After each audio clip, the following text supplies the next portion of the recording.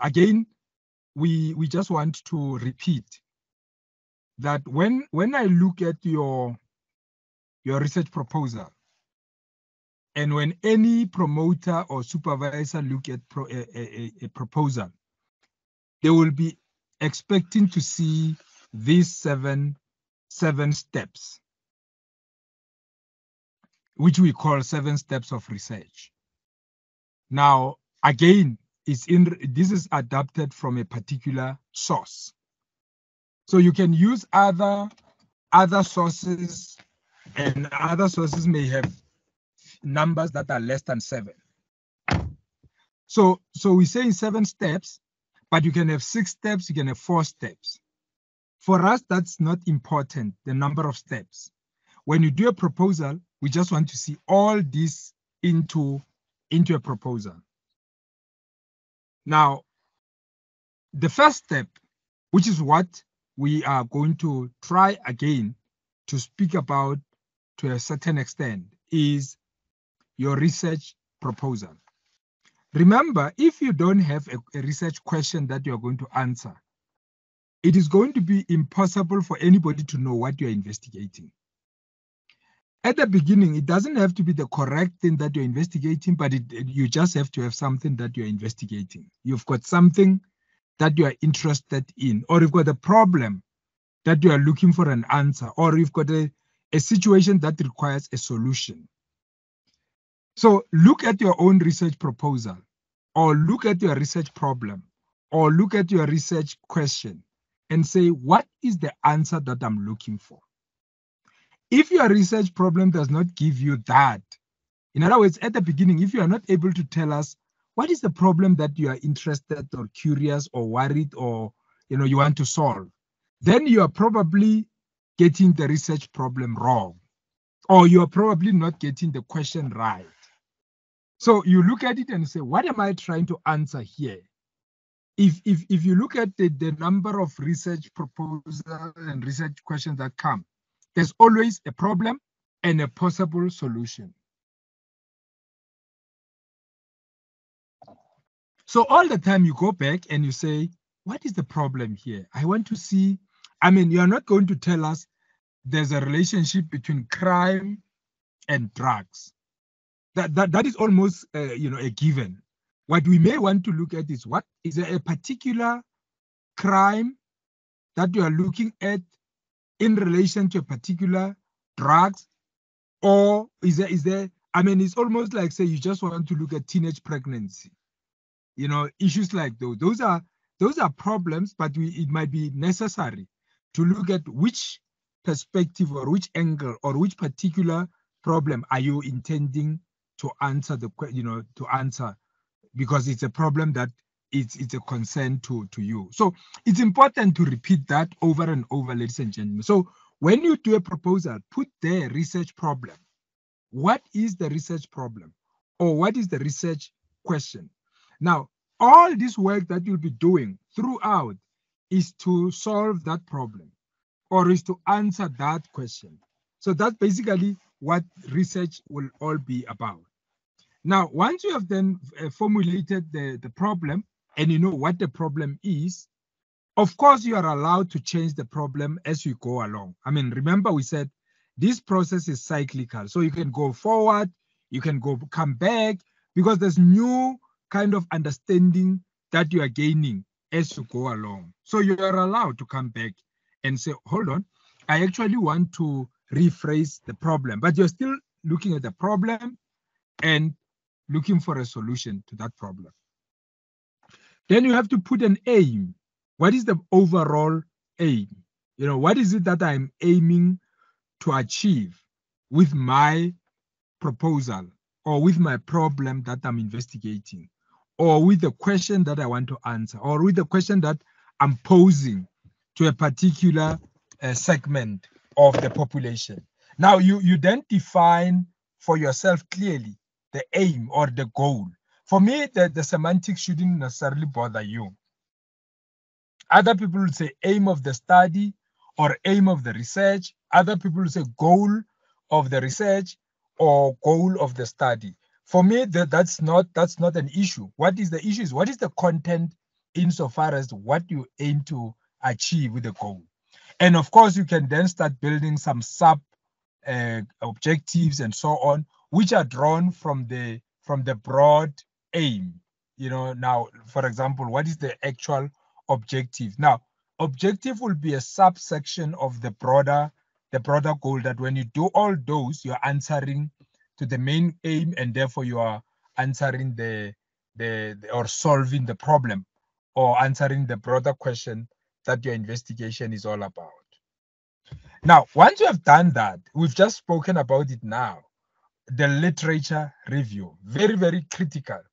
Now, when you've got your own goal, or when you've got your own problem that you want to investigate, or you've got your own questions that you want to answer, or there's a problem or a condition that you want to find a solution to, what you also need to do is to do what we call literature review.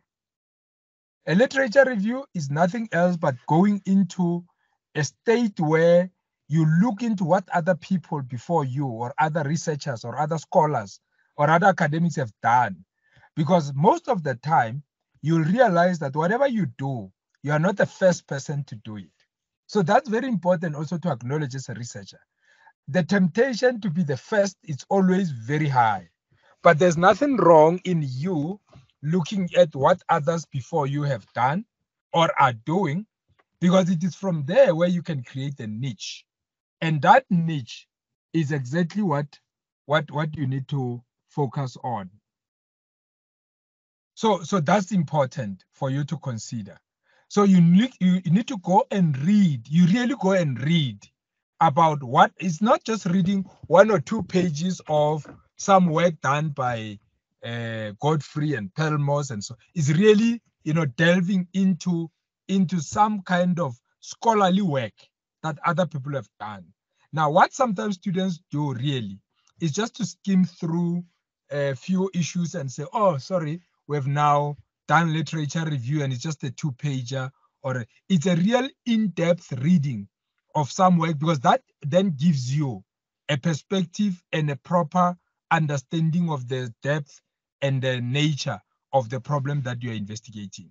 Sometimes it even goes to an extent of giving it to you from a perspective that is more local, that is regional, national, continental, and international, or global, if you like. Now it opens your eyes that it's actually something that you never thought. It applies to other people other than yourself, or other units of analysis other than the one that you are working on. So it's important to do that, but it can also expose you to a situation where you realize that little is known about it. So in other words, the more you look for that information, the more you realize that actually there is nothing. And when there is nothing, you then realize actually this then is an opportunity for you to then bring that to the attention of the world. So it doesn't necessarily obtain that there will be a lot studied about what you're doing. It could as well be something relatively new in the field or the discipline that you're studying. I mean, you can imagine if anybody is going to look at the issue of social media now, I'm sure they may actually start telling us that the phenomenon of a social media utilization is not as old as other forms of communication, unless if you call writing letters, telephone as part of social media.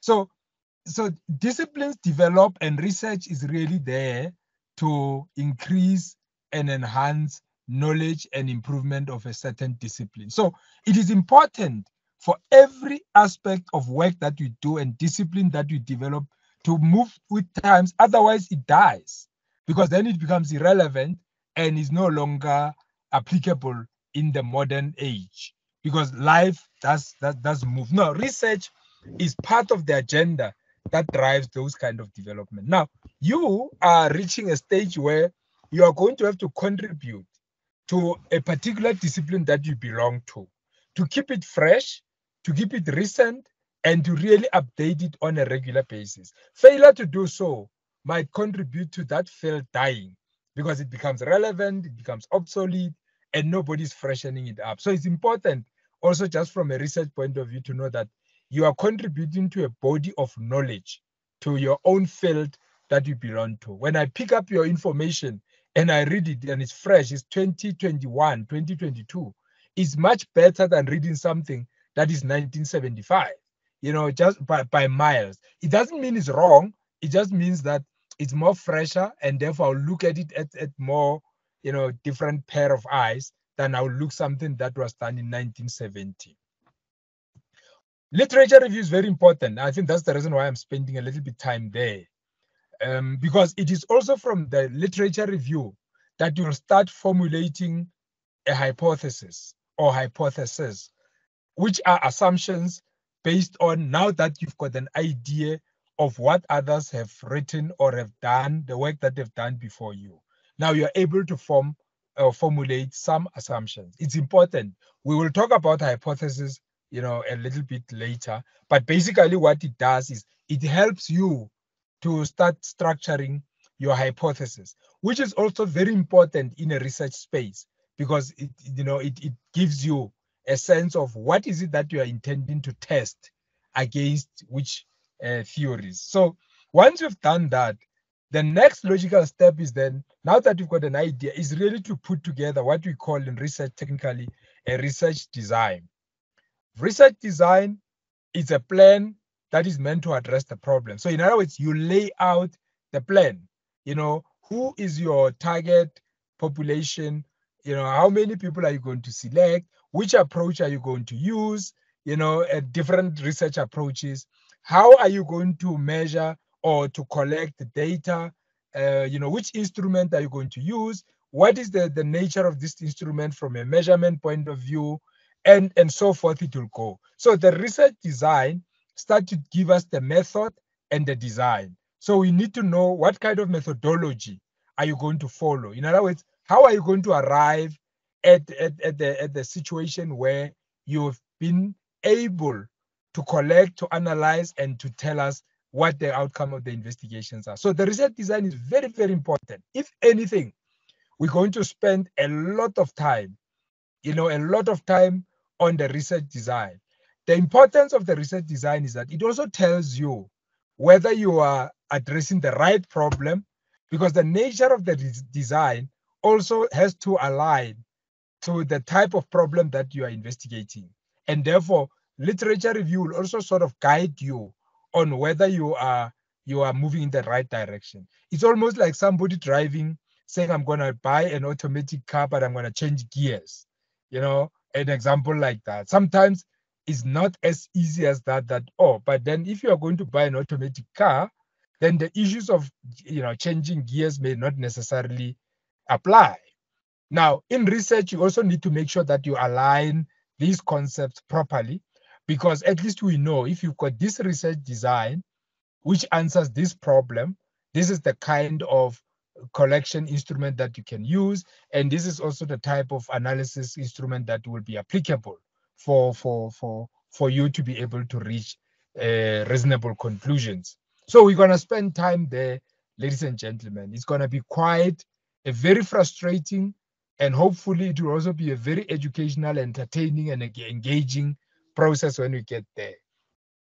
Once we're done with that, the collection of data will be the next step, and other people, and other writers combine the two together, the collection of data and the analysis of data. They put them together.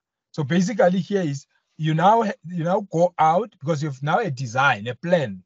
You now go out, you collect data.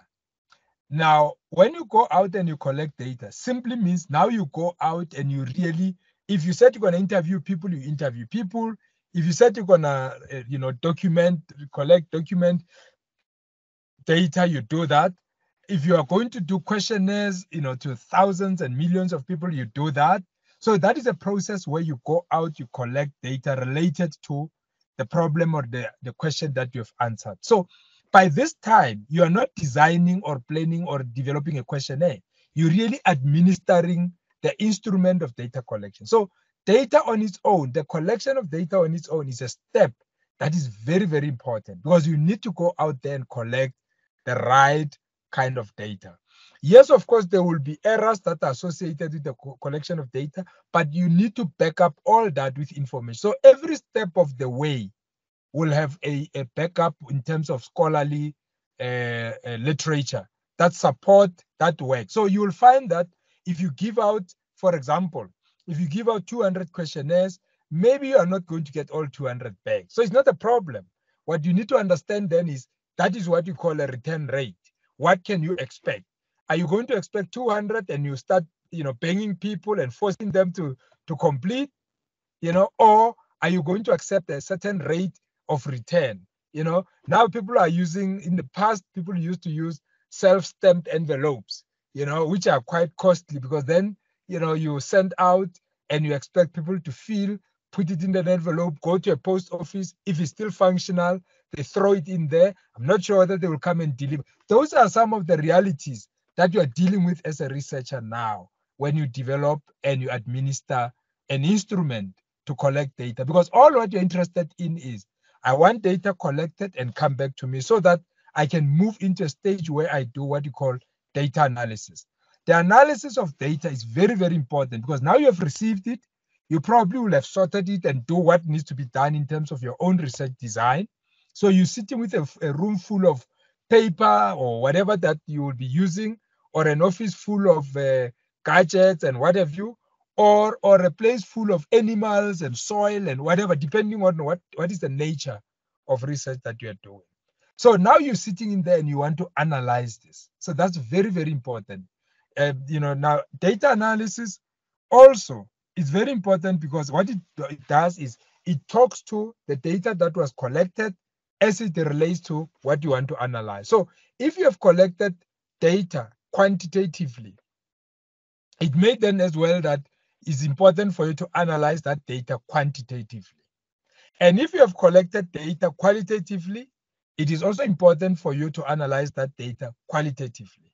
And if you want to mix the two, there's also a way that you want to do it. So you can do anything that you want with it, but just be clear in the research design as to whether you're going to do any of those.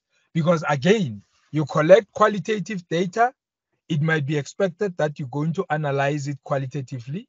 You collect quantitative data, it might be expected that you're going to analyze it quantitatively. Or you can collect mixed method data and you can be expected to analyze it in a mixed method way. So all what you are talking about is that these are instruments that are going to be available to you for you to use, and hopefully in this process, we'll just be able to open your eyes to some of them. Then when all that is done, the data has been analyzed, sit with it. Now you can see, you look at data as it relates to your hypothesis.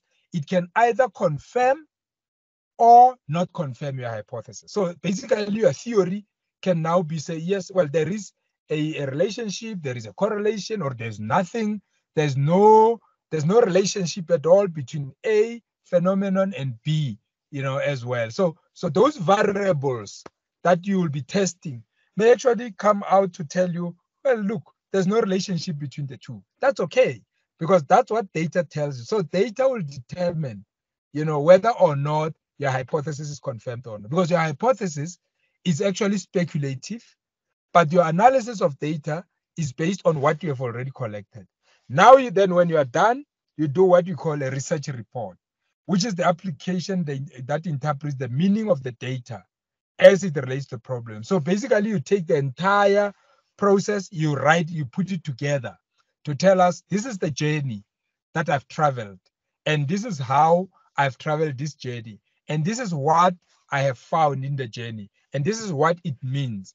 And you can also add in there that these are the future research that I foresee needs to be conducted in order to enhance the work of this area. So as a researcher, you need to acknowledge what we call the limitations that you yourself go through, so that when I do the same research in future, I should be able to note them. It's almost like telling me that there are potholes on your way N12 to Mafikeng. So when I go to Mafikeng, if I go through your journey, I should then be able to avoid some of them because you have already told us that they are there. If I'm interested in them, I can actually go straight there and say, look, maybe you know a few of them. there has since been a lot more after you have visited. So basically what you do now, this is now documenting the journey that you shall have traveled, at the beginning to an end. If I can come in then, Prof. At Please least. do. Maybe to also speak to the issue that I've always had in terms of data and also gathering information and from text. The problem that I've always had, it's like if you are given a topic, then you need to speak on that particular topic. And even when you research, you hear you read what other people have said about it. It's not the same in a situation whereby, like, in maths, when you say 1 + 1 is 2, there's no other thing that informs that. It's just that, like that. So now, if one were to read, are we not how do you quantify that information in terms of, are we not what is it, taking the position of the author of that particular document that one might be reading, now using that, basically summarizing what we one has just read, as opposed to coming with your own way? But even then, you need to quantify that as to how did you get to that thinking to begin with. I'm not sure if you getting what I'm referring to. Maybe I do. Let's do it this way. If you would agree. Let's start by defining youth. And assuming we are using different sources, right? We're not gonna be precise about it. We don't need to be precise about it. Let's just assume we all want to define what youth is. Can we talk about that? What is youth? Anybody who can define youth? Police, can you kindly mute? Thank you. Anybody who can define what is the definition of a youth? We are not looking for an academic precise definition, but just a broad understanding. Any person between the ages of 18 and 35. So 18 and 35. Okay, Noctula says a youth is anybody who's between the ages of 18 to 35. A youth is a person who's past the childhood stage but is before the adulthood stage. Okay, so a youth is somebody who passed the childhood stage but is before the adulthood stage. So it's between, is somewhere in between adulthood and but over childhood. Okay. Okay, so according to Roberta, Noctula says 18 to 35. Roberta says anybody who has passed childhood but not yet reached adulthood. Got two definitions. Anybody else? Yes, it's Rachel here. Yes, Rachel. I think it's a period between your childhood and your adult age. So you agree with Roberta, Rachel, that it's between childhood and adult age? That's correct, Prof. Okay, all right. Rachel, it's not a vote, but Rachel agrees. We are writing down, because now I'm saying, according to Roberta, supported by Rachel, this is what a youth is. So I'm already writing a paragraph. Anybody else? Angeline, what is a youth? We talk about the youth most of the time. Hey, this youth, these young people, all that. What do we mean by that? Or what do we understand ourselves to be saying? I think is a period of dependence from childhood into a period of independence, adulthood. I think so. When a person is still dependent to a period until independence. Okay, so it's a period from dependent to a period of independent. Okay, that's interesting. That's youth, right? We're still on youth. Yes. Okay, Godfrey Penduga, I see your hand is up. Go ahead. Good evening. So I said in the chat there that the African Union says defines youth as 15 to 34, and Statistics South Africa follows that to define what a youth is between the ages of 15 So it's to 50, 34. give me that again. So AU says 15 to 34. Yes, and Statistics South Africa uses that as a basis for definition of what a youth is. So Stats SA defined it as what? As 15 to 34. Yes, So similar we are to saying both. African Union. So basically, you are saying both the Stats SA and AU define youth as 15 to 34. Yes. Okay. Remember, there was 18 to 35. Yes, I heard that, but it is 15 to 34 because I think the idea there is No, remember. Sorry, Godfrey. We are not saying they are wrong. We are just trying to formulate our own definition going forward. For now, yes. Remember, Yes, it's so- just a test. Yes.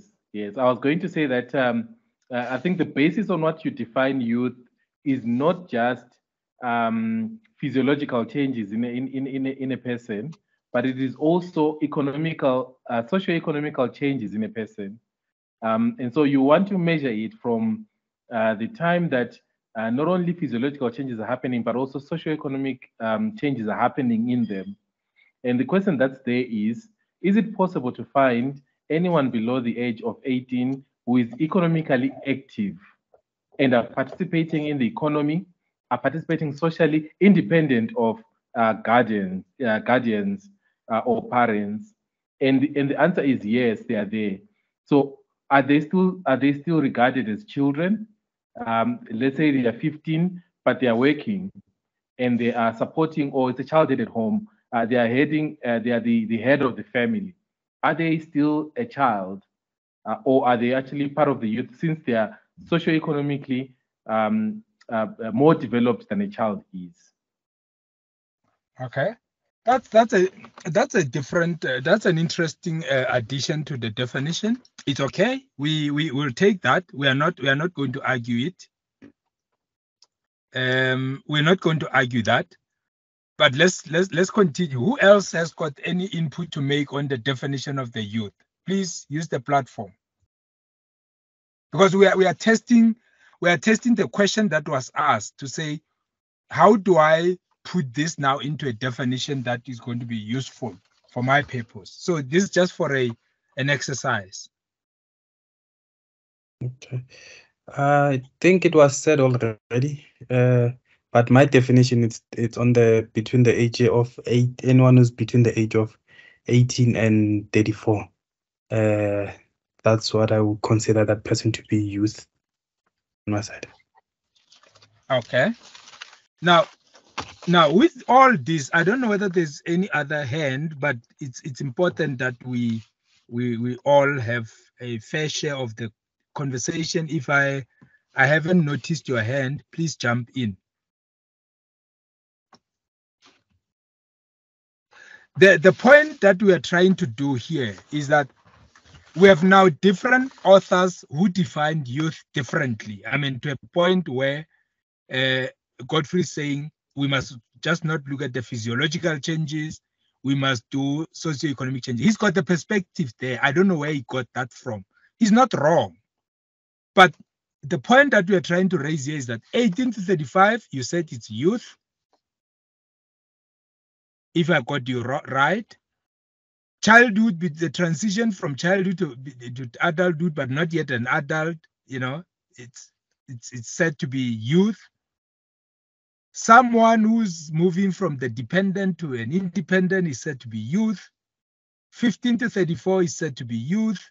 18 to 34 is said to be youth. Now, with all these definitions, we are then saying what will be our definition. In other words, if you are a researcher and you are now, I'm not saying any of this is wrong, but I'm saying assuming that these are sources that you have reviewed and referencing to, what then becomes our definition? And I want to come to the point where you raised it earlier that you take long to define the paragraph. I think it was when we started.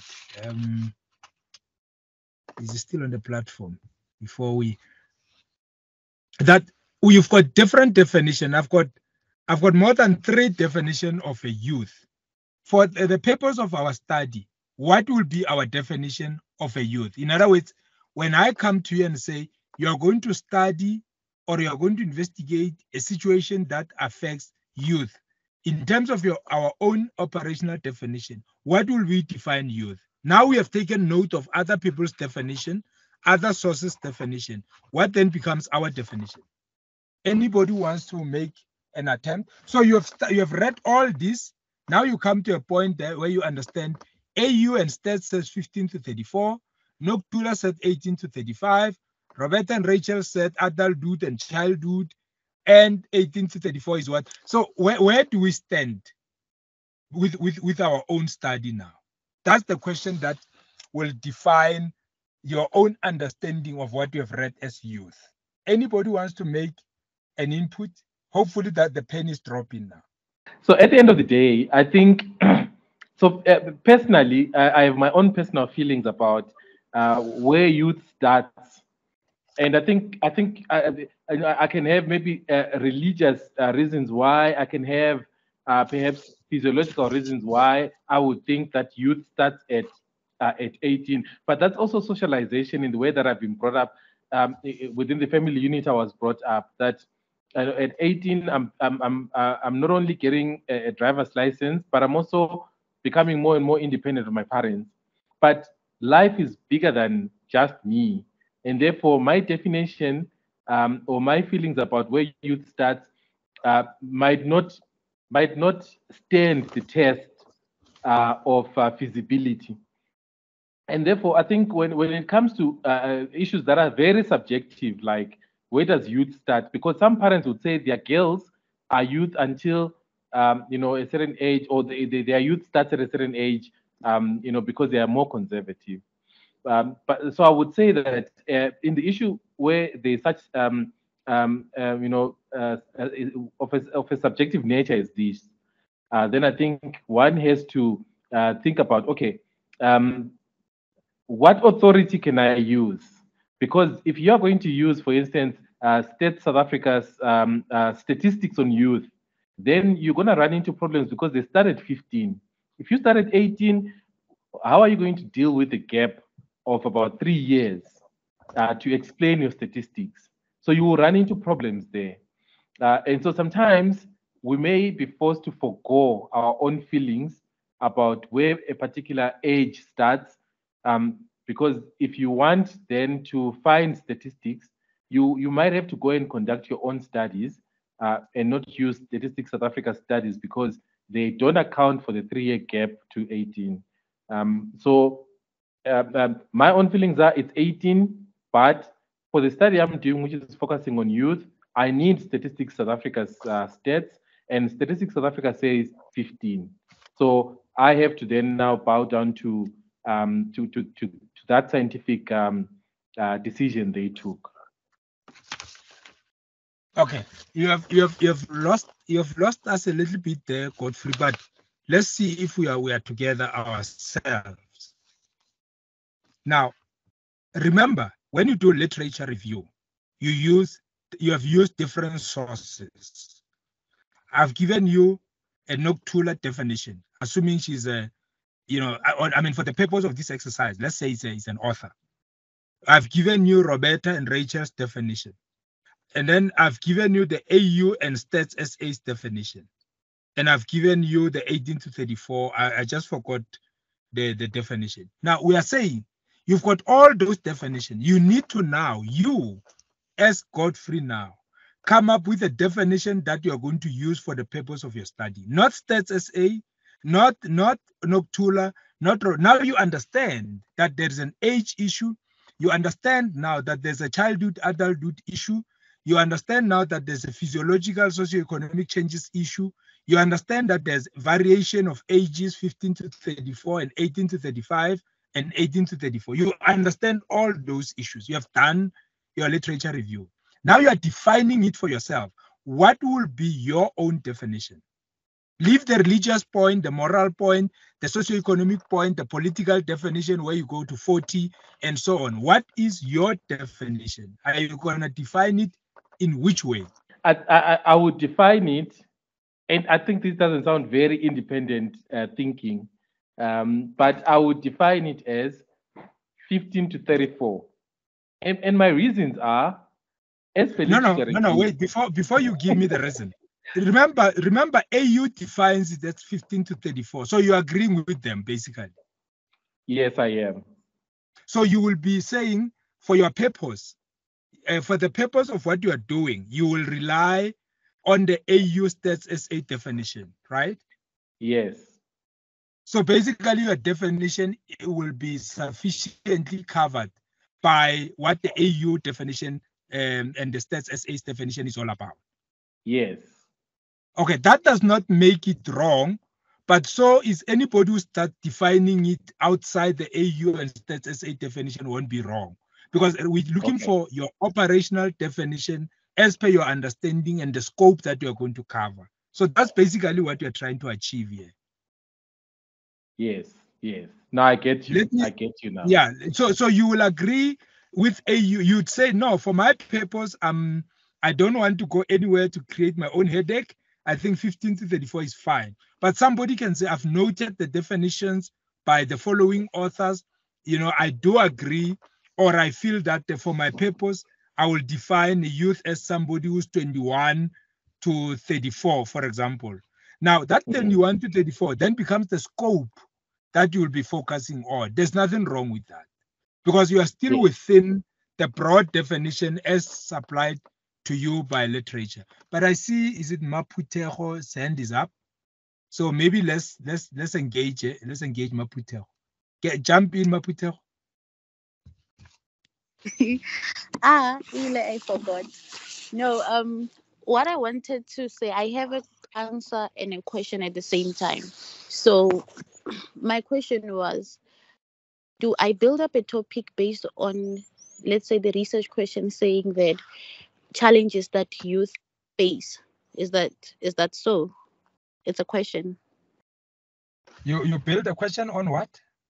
I mean, the research topic, is it based on the challenges that youth face?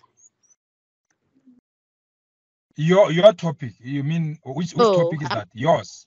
You said something about that. You said something like, if you were to conduct the research about youth, the challenges that youth are facing, what kind of how will you define youth? So I'm asking, should I answer on the basis of that? No. You first define, if you are going to investigate the situation, say that has to do with youth, for argument's sake, if I understand your point. You are first then going to tell us what is your definition of youth? You're going to have to define what is your definition of youth, isn't it? Yes. So you're going to define what a youth is. But now we know there are various definitions of what a youth is. I don't want to complicate it. I'm saying other people are defining it in terms of ages, 18 to 35, 15 to 34, adulthood, childhood, transition, and so forth. So you need to then say, for your sake, as a researcher, what will be your definition of youth? Now that you know how is youth being defined by others? I'm not sure whether that makes sense though. No, it does make sense. So for me, I think I will consider everything. I mean, all the three definitions. The first one was the childhood to adulthood stage, and the other one was 15 to 24. The other one 18 to 35. So to make my research more, I mean, to use in order to use at least all the sources, I will define it as a young person who is between the is age restriction.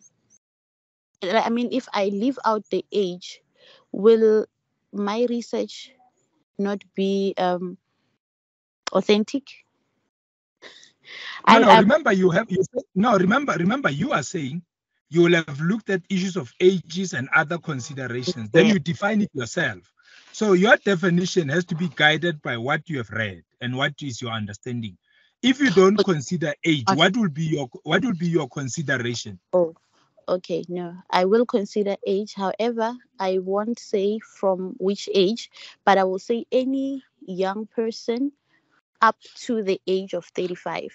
So, meaning at this point, I'll be focusing on the socio-economic factors, religious factors, and everything, looking at young persons from Why are you childhood. saying? Why are you particularly saying? Sorry, I'm jumping in. Why are you saying you won't consider age? What is it with age that makes you not to consider it? Because it's a consideration as well.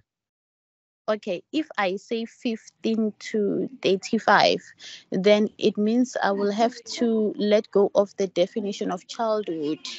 Maybe say an adolescent. No, you don't have to let go. You don't have to let go of anything, because that's the point I'm trying to say. The point we are trying to say is you have to consider everything else first before you yourself make your own determination. You consider everything first, everything together, isn't it? Yes, hence. So you don't start by eliminating things that you don't agree with. You first start by making sure that everybody else's definition is considered and understood. Yes. So will I be wrong to say any young persons up to the age of 35? Not No, you won't be wrong, but you then have to say, when you say any young person, what is, you've got the 35, but what do you have at the beginning? Because the 35 seems to be will be your cut off, but then what is your beginning point? Okay, no, I hear you. 0 to 35. Yeah, but I'm sure if you're going to define a 2-year-old as youth, there will be no literature that will back you on that, isn't it? You won't get any literature that you're going to read will not talk about childhood as somebody that you call youth. Okay. Okay, now I So understand. why would you start? What I want to get you, and this is why I want you to educate me. Why are you interested in saying 35, but you don't want to? You want to say 0? What is it with the beginning, that the year at the beginning, that is worrying you? What is your? Okay. Why are you not comfortable? Okay, no, if I'll be talking about, for example, challenges that young people face or youth face per se, and then looking at the challenges, there are a lot of things that young people face. Even toddlers, let me not go there then to toddlers, but very young people, let's say from a preschool level, that for example, if I'm looking at the socio-economic issues, I'll be talking about poverty, the things that they go through, perhaps let's say, malnutrition.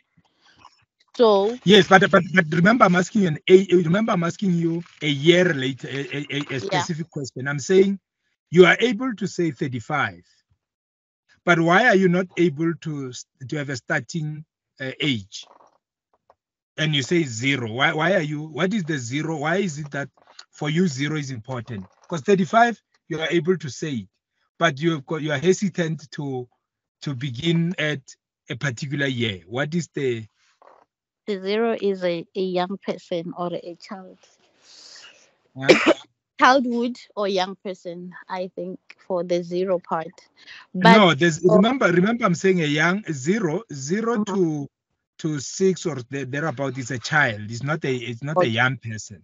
You can't invite, those are children basically. What I'm saying is that you want to study children, because remember there's a category called children in research. Okay, no, I hear you. So no, this is giving me like questions to say, now do I disregard the definition of childhood into adulthood and restrict it to any young persons, and then now going from the age of 15 to 24 and actually taking 15 to 35 so that I accommodate at least 3 definitions in my research. No, you don't. I don't know. I don't want to change that discussion. But I see Tumelo's hand. With Tumelo's hand is up. But is it with Tumelo or Tumelo? Okay. But what I see is when you define a young person, is different from defining a child. Let's just get that clear. Okay. Yeah. And then there's also a difference in defining a youth. So you need to make up your mind. Are you talking about children, or are you talking about the young person, or are you talking about youth? Because there are internationally acceptable definitions of those different concepts. So you need to say, what are you investigating? What is the focus? Is the focus a young person, or is the focus children? All I was asking you to engage on is then to say, you seem to know that you will cut off everything at 35, which is a particular area of interest for you. Now, where do you start? Then you said I started 0, and I'm saying you can't start at 0 if you are going to be discussing young persons. But you can't also stop at 35 if you are discussing children. You can't stop at 35 also if you are discussing, you start at 0 if you are discussing youth. I hope you get the point. Yes, I do. So the point I'm trying to raise to you is, after we have heard all these different definitions from different authors, how do we then define, for our sake, youth? That is where I was. That we now know there's 18 to 35, there's 15 to 35, there's 18 to 34, there's childhood to adulthood transition. What is our operational definition? And I think Godfrey was very clear that indeed he would use for himself the AU definition, which is 15 to 34. What then is your definition, Maput?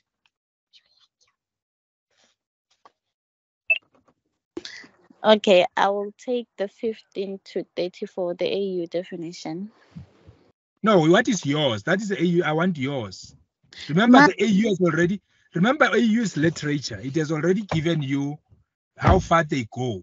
You don't have to go with them. You just have to acknowledge their. You see, that's the advantage of literature review. When you do literature review, it doesn't mean take it as is. It means understand what they mean, so that when you come up with your own definition, it is within the scope of work that you are focusing on. Does it make sense?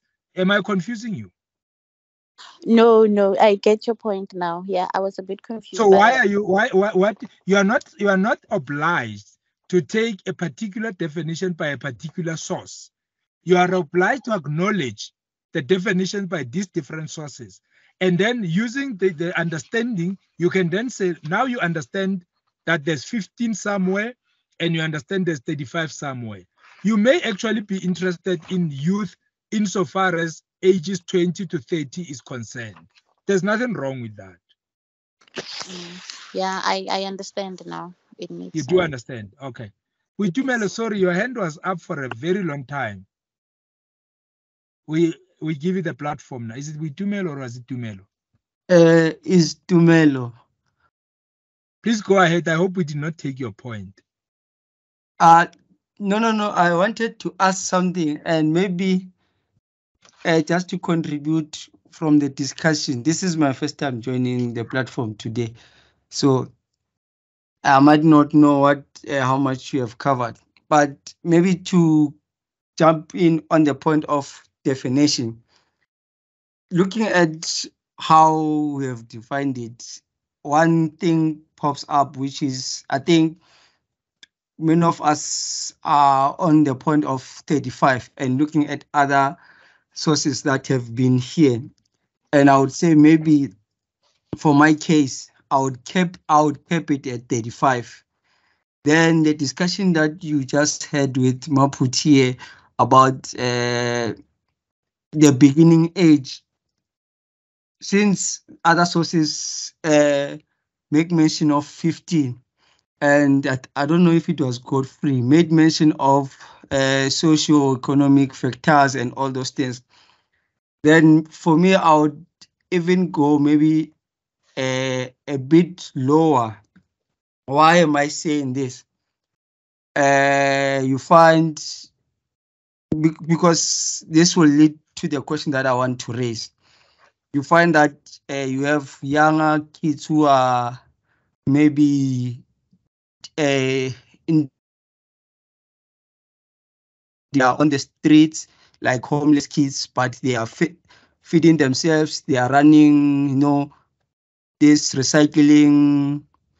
Let me say recycling business. So from that state, then I would maybe go a bit lower to probably, or I'm just giving a round figure. For me, I would say probably around 10 years. So for me, then I would begin at 10 years and then going up to the age of 35, because all the sources kept around 35. Only one goes beyond 40. Sorry, to me, where do then you get this the leads definition? to my question. Then, To me, when doing all of this literature review and doing your research, how much weight does the context of your research apply? Because you have to me, African Union, you have can you still hear us? Oh, Sorry, to me, are you able to hear us? yeah. To me, Sorry, are you have the you still African. able- No, to me, can you hear us? I want to interject. Yeah, No. yeah, I can hear you. You see, what you mustn't do as a student, ne, is to use your own understanding of a definition outside what you are already provided.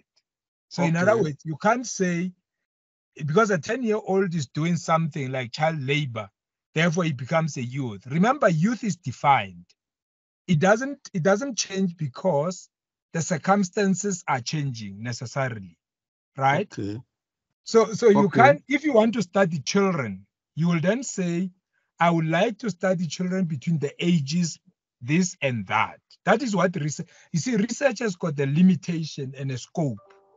Now Okay, you don't yeah. then say, yeah, well, I see young people now pulling trolleys and child labor, and therefore I'm going to include them. That's not how you should conceptualize your concept. What we are saying here is there's already a definition. The definition goes lower, and it says, according to what we were provided by Godfrey. I mean, you can go and study a little bit more. I'm not saying that is the only, but for the purpose of today, he says there is a definition that says 15 years to 34 years. If that is the definition, we say yes, we accept it because there's a source to that. Now, I'm not aware of a definition of a child that goes below 15. Now, if you wanted to go below 15, you don't then say, yeah, that will be my definition, because then you are outside the defined parameters of the literature review. Okay. So what I was asking, again, this is important because I think I do understand, the difficulty. The issue here is when you read literature, different literature, you then understand these concepts, and then you yourself going to say, my definition, therefore, having taken all this into understanding, into your own consideration, you then say, my study is going to be looking at 30 to 35. If I'm studying 30 to 35, am I still studying the youth? Yes, you are still studying the youth. And then if I'm looking at 15 to 20 as my category that I'm focusing on, am I still doing the youth? Yes, you are still doing the youth. You see, those are the parameters that I'm talking about, that in order to scope, then you say, for my definition, I'm not going to focus on anybody who's above. So if I define for my study, anybody who's between the ages 20 to 30, do you think I will then go and interview anybody who's below 20? No. And I'm not saying he's not a youth. I'm just saying in terms of the work that I'm going to do, my focus will be on the 20 to 30. Now, somebody comes and is 32 years of age and is I'm youth. Will I interview that person? Yeah, because you are reaching to 35. No, I'm saying if I do 20 to 30. Oh, no, 30. No, you are not. And Because your does it scope mean is that person is? Does it mean that person is not a youth? In terms of other definition, he is or she is, isn't it? Yes. Yeah. So that's basically where I'm going when I said you need to then create your own definition so that you are Okay. able to say, for the purpose of my study, I'm focusing on 20 to 30. I mean, this is just a pure example. Or Okay. I'm taking all 15 to 35, you know, which will be different, because if you look at the 15 to a 19 or a 15 to 20 and a 21 to 25 and a 26 to 30 and a 31 to 35, they are not going to be the same. Am I right? Yeah, yeah. You can't compare a 15-year-old with a 30-year-old in many respects. And equally, you can't look at a 25 and a 19. So you may then have to create those different cohorts where you then say 15 to 19, 20 to 24, 25 to 30, that kind of an arrangement. Because Okay. the life experiences will also differ for those categories of youth. I hope it Okay. makes sense to Yeah. all of you, because this was actually an example to try to clarify scoping of your research work. Okay. Thank you for that. Then my question was, how much does context play a role then in coming with your own definition? And even in writing your literature review? When you say context, no, context as in your own context as a researcher. Okay, in You mean terms as a researcher, your own context as a researcher. For example, if I'm doing that youth study, then Yes. I'm in South Africa and I'm focusing on the South African youth. Then how much of that does it weigh? It's also important. You can remember, as a researcher, you are at liberty to reflect on your own understanding. So there is nothing that stops you from reflecting on your own understanding. If I'm understanding you correctly, I might be misunderstanding you. I think you clarified, but thanks.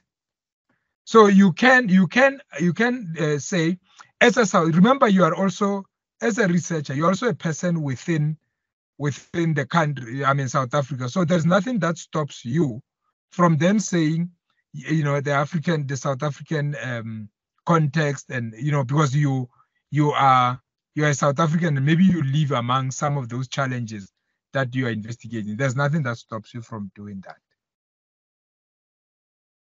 Okay. So let's get back. Is there anybody who had this hand up and we could not entertain? And hopefully we have covered some of the areas that you might have been worried about. Anyone whose hand is still up, Godfrey, I can't see. I'm just going to run quickly through this. We have done this before, but we can do it again.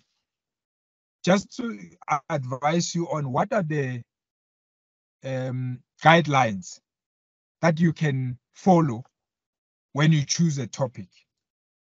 And guidelines, again, are meant to just assist you, but they are not necessarily the alpha and the omega of the work that you do. One is that you need to look around you. Anywhere you go, in any discipline, there are questions that need answers. Whether you're an accountant, whether you're a politician, whether you're a mathematician, whether you are a natural scientist, there's always a question that needs some answer, or a phenomena that needs some explanation. Everywhere, every day. So research is you will never get to a stage where you say, I've got nothing to research. There's nothing. Look around you, just an advice. You also read the existing literature. We spoke a lot about that. That you need to find out what things are already known and those that are already believed about what you are doing. You need to seek advice of experts. You know, you are at liberty to meet an expert or engage an expert on what needs to be done. The burning questions that are still out there in the discipline. You need to attend conferences. Again, we don't want to overemphasize that, but it's important to attend meetings and conferences because even there, you easily pick up issues that require further investigation.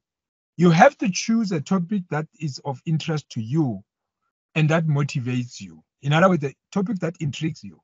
Because the more you get into it, the more you might be bored if it takes long.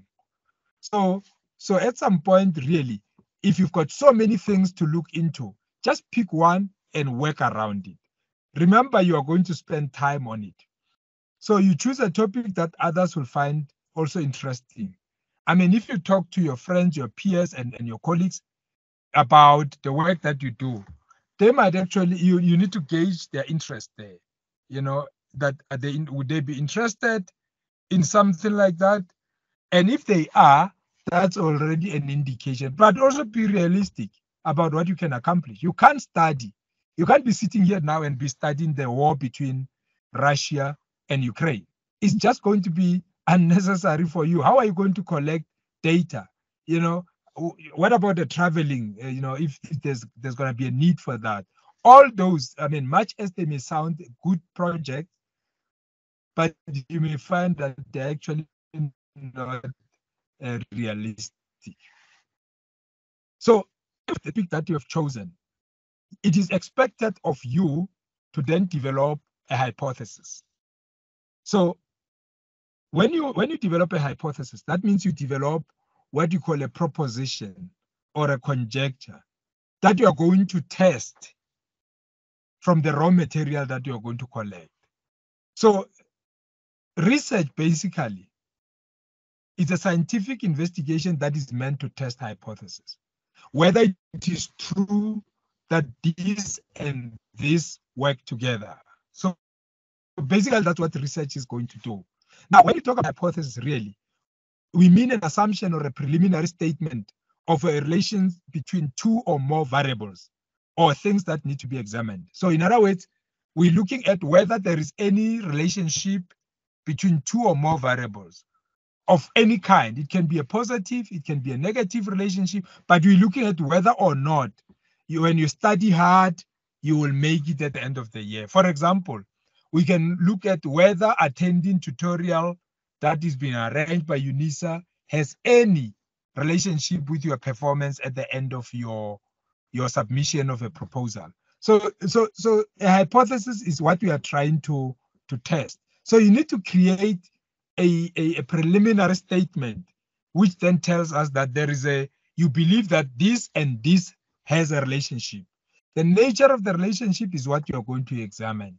So using research, you are either going to support or you're going to fail to support the theory. So in other words, you're either going to say, well, this thing can't relate. I don't see any relationship between these two variables.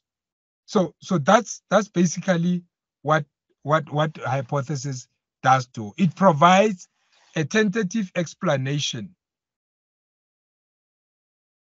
of a phenomenon under investigation.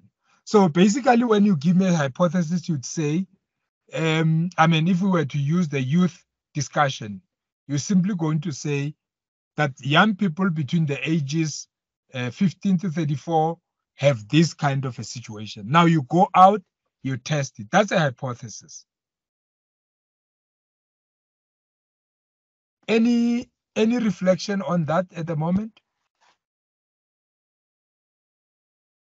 If not, we will move.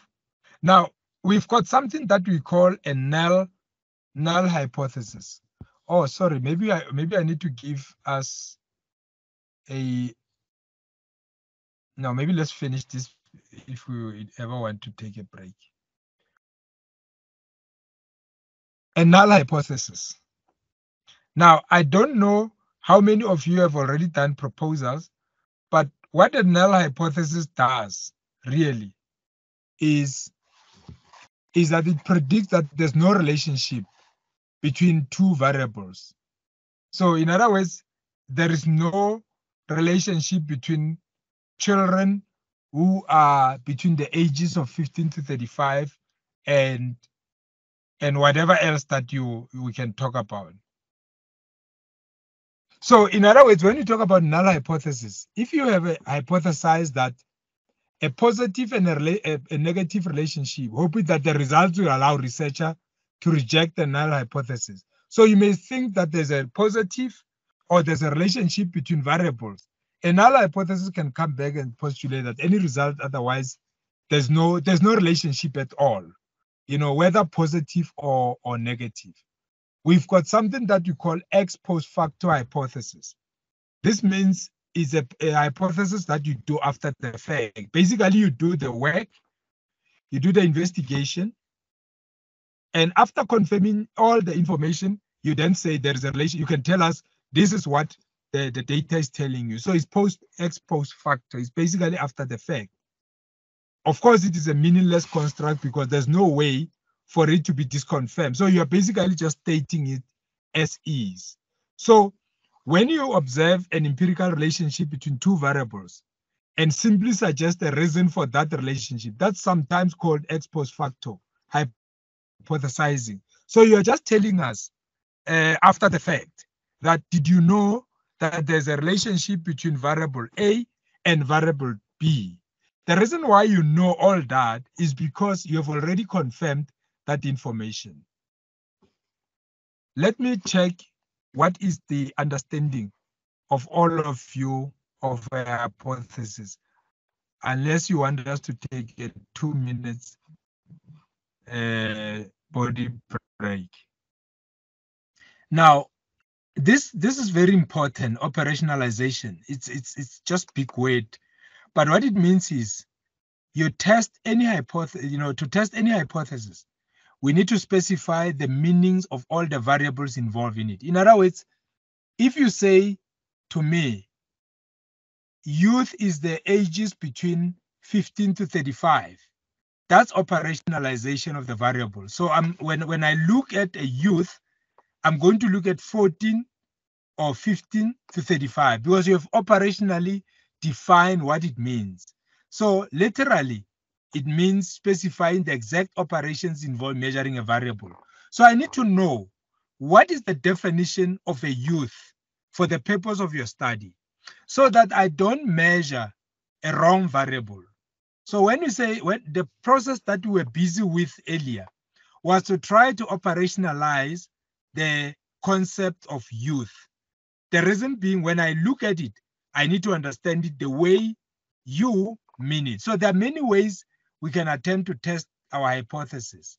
So basically what operationalization means is it's simply to understand it from you as a researcher's point of view. So we call it an operational definition.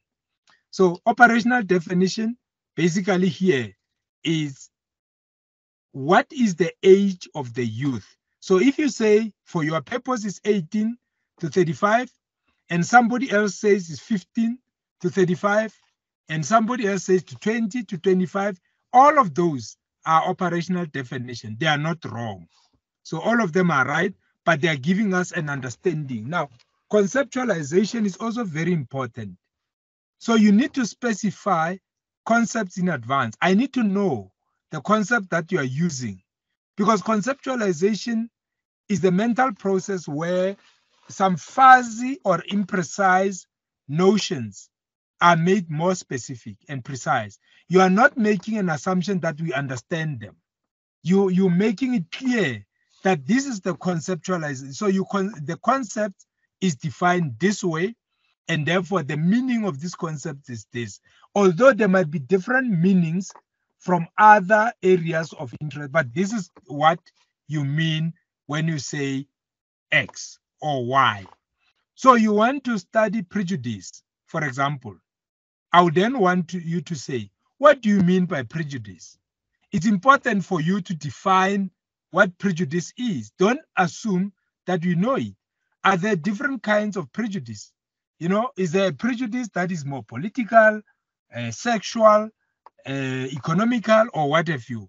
Now, what are they? And if they are, you need to then tell us that these are the different types of prejudice. This is what they come, the shape and the character and the form they take. But for you, if you want to study it, what exactly do you mean by that? The other concept that are also very important to deal with early on in your study is what you call reliability. Reliability is really concerned with the question of whether the results of a study are responsible. So in other words, it is a matter of whether a particular technique, when it's applied repeatedly to the same object, yield or give the same results each time. So it's reliable. If I drive 120 on a freeway every day from point A to point B, I will still, use the amount of time allocated. Now, when you say reliability, we mean if everything else has been taken into consideration, that will be, the results. However, if you don't get into the same situation, it doesn't mean that the information is not reliable. It could mean now there are factors, internal validity challenges, that reliability issues that you may want to deal with. So, for example, if we were to say reliability, did you attend a religious service last week? Would have higher reliability than the question. If somebody says to you, did you attend religious service last week? I'm more likely to get reliability than the question about how many times have you attended religious service in your life. So if you ask somebody, did you attend a religious service last week? You are more likely to get a better reliable answer than how many times do you attend religious services in your life. So the reliability criterion refers to the consistency of a measurement. So if you say to me, from point A to point B measures this way, or is the distance between Pretoria and Johannesburg is 60, you assume that I'm going to use the same distance, same route, and.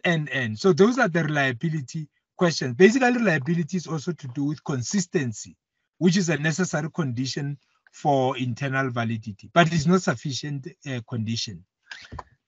We're going to be discussing issues around reliability and validity as we go along, but it's just for me to give you the insight of what you'll be looking at in your research preparation. So when you're talking about reliability, we're looking at the questions of stability and consistency, whether or not the results of a study are repeatable. So in other words, if I take your study, I follow your journey, I should more or less come to the same kind of conclusions. So it relates to credibility and repeatability of your findings. If I come to different conclusions, I follow all your steps. It's like reading a manual. This is where you start, this is what you do, and this is where you end. Doing all that, I should come to the same conclusion. If I don't, there could be issues around reliability that we can talk about. So the extent to which the obtained scores may be generalized to different measuring occasions is what we are interested in when we deal with reliability. On the other side, when you look at validity, and we use it maybe in a conventional way, it refers to the extent to which the measure adequately reflects the real meaning of the concept. So if you are measuring 20 to 30, validity will then look at whether indeed you have been focusing on 20 to 30, because that's your real meaning of the concept. So you define the concept for me that you're going to look at the 20 to 30, but when I look at the kind of information and the data that you've collected, it is not for 20 to 30. That then means there's issues around validity. So the measurement of validity refers to the congruence between an operational definition and the concept it is purported to measure. So if you say you're going to look at 15 to 34, and you look at 15 to 35, it's beyond, it's actually the validity there is a challenge. But if you say you are going to look at 15 to 34, and you go and you collect data for 15 to 34, then there are no validity issues. So validity really is about producing credible and believable research findings. It is a term describing a measure that accurately reflects the concept, again, it intends to measure. For instance, an IQ would seem a more valid measure of your intelligence. So if we measure IQ, it is more valid for your intelligence than the number of hours that you're going to spend in the library. So if we want to know your IQ, we don't measure the amount of time that you spend in the library going through your stuff. It's a different measure for that. So this must not be confused with reliability, because reliability, remember, is about the extent to which you're consistent and repeatable, whilst validity is whether you said you measure what you said you're going to measure. So you measure that which you said you're going to measure. So you don't move out and say, I'm going to measure or I'm going to investigate young people, and then you come up with information that has got nothing to do with young people. That's where validity is. But reliability is when you say you're going to measure, I mean, you follow a particular measurement and you get the same results over and over again. Now, when we look at the issue around the population, again, this is just to tease you that when we get into the technical discussions on the research design, all these are going to be repeated. Now, when we look at the population, like now here on this platform, we've got the population today. The population today is hovering between 25 and 30. So that's the total population that attended the tutorial today. So it's usually a group of people about whom we want to draw conclusions. So if we want to draw conclusions about you today, we are going to say there was the population was about 30 people, which is what we call a total collection of units of analysis. So when you look at the 15 or the 14 to 35 or the 15 to 34 or the 18 to 35, that's the total population that we want to work with. So it's total collection of units of analysis. So when we look at the units of analysis or the population here, we mean the universe of units, whether it's people or you want to study nations or cities or regions or firms, etc., from which the sample is to be selected. So you're going to select a sample from that total collection of units of analysis. So if you're a lawyer and you want to study lawyers, the whole population of lawyers in a particular geographical or area will be your units of analysis, and that's where you're going to draw your sample from. So when we talk about the population, it's a term that sets boundaries on the study unit. So in other words, you tell us, I'm going to study youth between the ages of 15 to 35, or is the youth between the ages 18 to 35, or youth between the ages of 15 to 35. That's your total, that's your population. So it means a group or collection that you are interested in generalizing about. Are there any, so far, are there questions that you like to ask either in relation to the the hypothesis, the population, and or any other area that you feel we need to talk about? I open the platform now.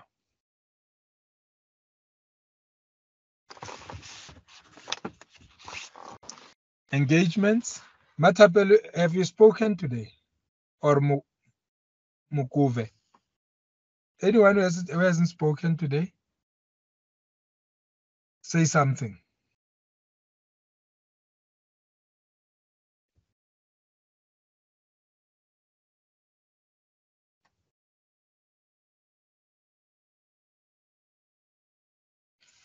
Are we still the same meeting?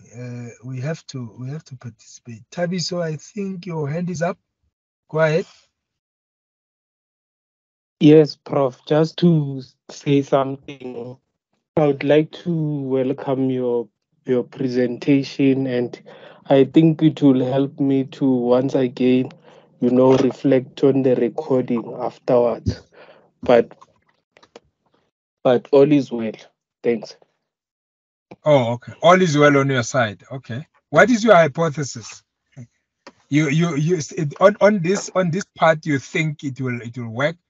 it may not work, right? And when it doesn't, your theory has not been confirmed. But let's look at the real hypothesis.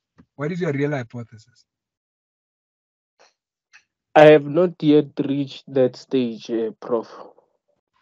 Oh, okay. Yes. You are just making a hypothesis that when you get to put that together, this may be helpful. Yes, Prof. Yes, Prof. Because to be quite honest, now I've completed the modules, so I'm yet to go through the research stage, and then after the dissertation, the mini dissertation. Oh, okay. All right. Yes. So there is you reckon there is like what do they say? Light light at the end of the tunnel or something. Yes, Prof. Yes, Prof. But at least it's helping me a lot because I want to investigate social security. So, yes. Oh, okay. What about social security? What about it? Like you've alluded, Prof, that life is full of questions in every domain of study, you know. So I think your presentation is going to help me quite a lot in terms of asking the question in the study. And okay, let me just put it this way. In my understanding, a research proposal would be it's like I'm asking myself what I'm going to investigate or what I'm going to what you call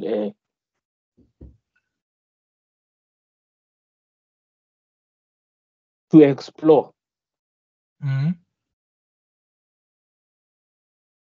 Oh, so yours is going to be like an exploration of some sort. Yes. Okay. I stand to be corrected, Prof. No. You are absolutely correct because we are not. Remember, you don't have it as yet, so right now it's still theoretical. Yes. So I don't think there is any harm in expressing that interest now. Yes. So you're just saying I will have a topic. So maybe what you need to do is to start already drafting the topic.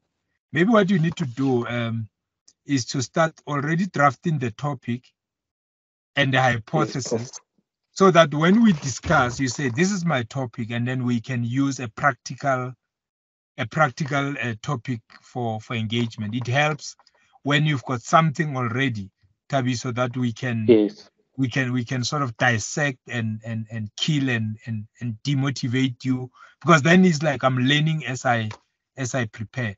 If I was a student at this platform, because this is what UNISA creates, I will come with topic and really use it as a demo, so that by the end of the year I've got a proposal, that has been, I've used the 30 students on this platform to develop my own, because this is a learning exercise. This is a real learning opportunity for all of us. So you can still use that Tabiso, because nobody will stop us from doing that when you present live cases, luckily. So this platform belongs to all of us.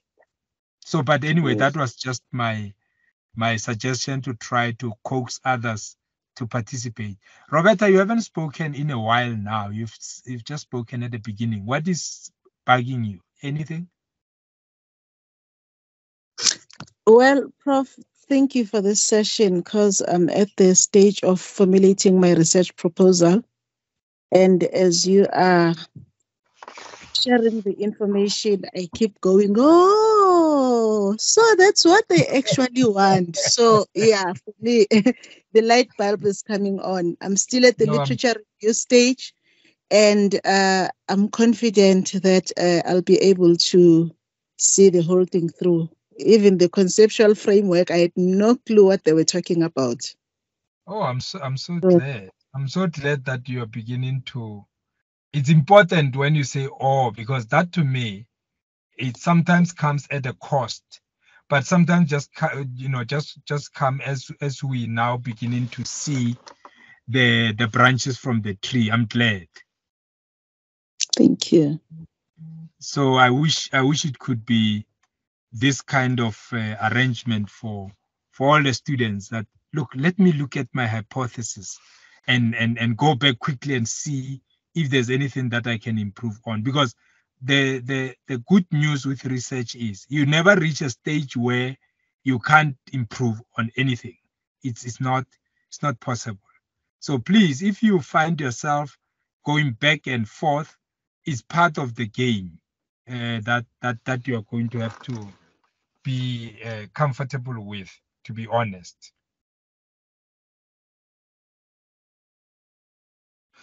So yeah, any other reflection from anybody? We just want to see if we yes. Good day, everyone, and good day, Prof. With me, I've just joined the class late, but then what I can say is that right now I'm busy with my research proposal, and I'm busy with my literature review. I've been submitting it to my supervisor, and it has been like coming and then trying to correct there and there. But then after today's class, I can also say that I'm also saying, oh, okay, is this how, this is what my supervisor was saying that I have to do and everything. So this is so insightful. Thank you so much. You're welcome. Let me. I don't want to overpopulate or really frustrate you with a lot of information. But I think what I want you to do is look at technical referencing. We have done this before, but I'm just going to have a quick bite. That is important also that as you learn, please familiarize yourself with this exercise, because it is important to, how can I put it? I don't know what is the proper way to put it, but it's important for you to understand that whatever work that you do, you are transitioning into an academic way of writing, which is quite different from your normal way of writing.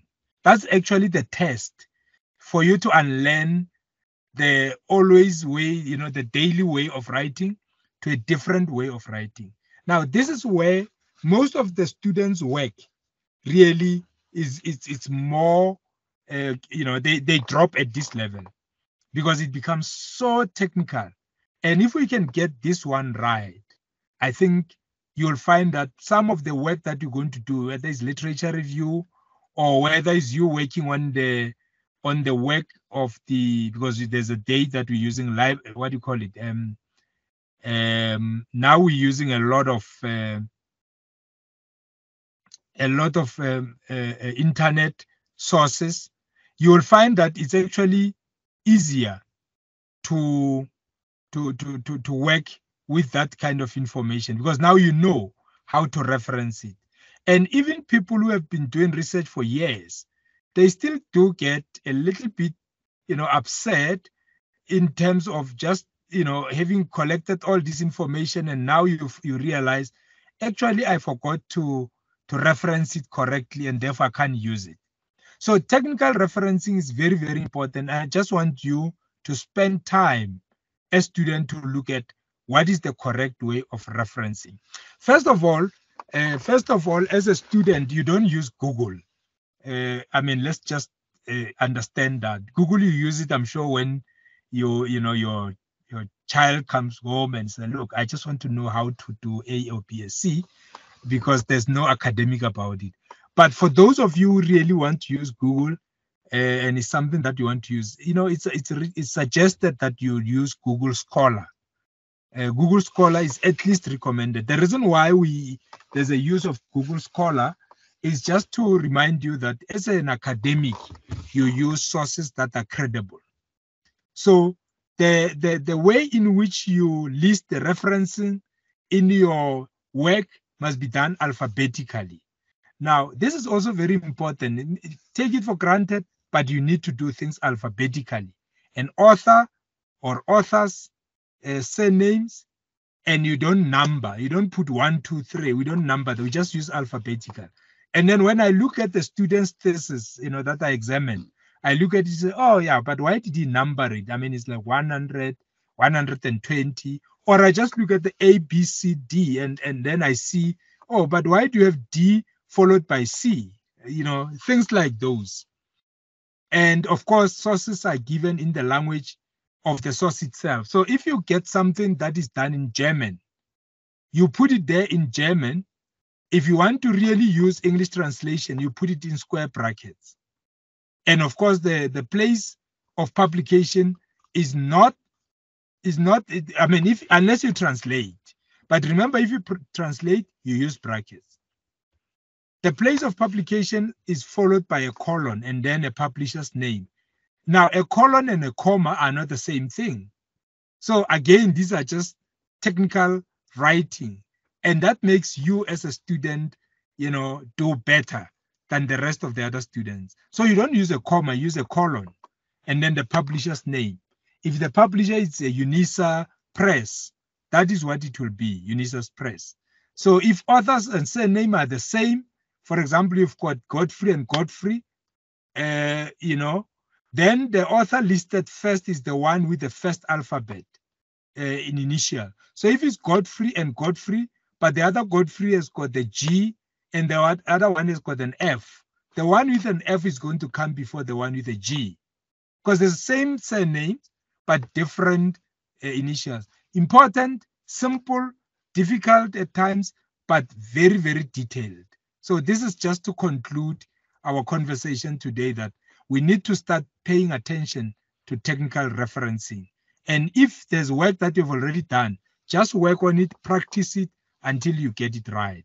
And if you do get it right, everything else that you're going to write is going to be much more easier from here on. Let's pause here and let me allow Godfrey to close the session. Sorry, Prof. Yes. Oh, before you can close the session, I just want to ask something. I don't know if ever you are. Is it? Or is Mukobe? it? Mukobe, yeah? Yes. Yes. Mukobe.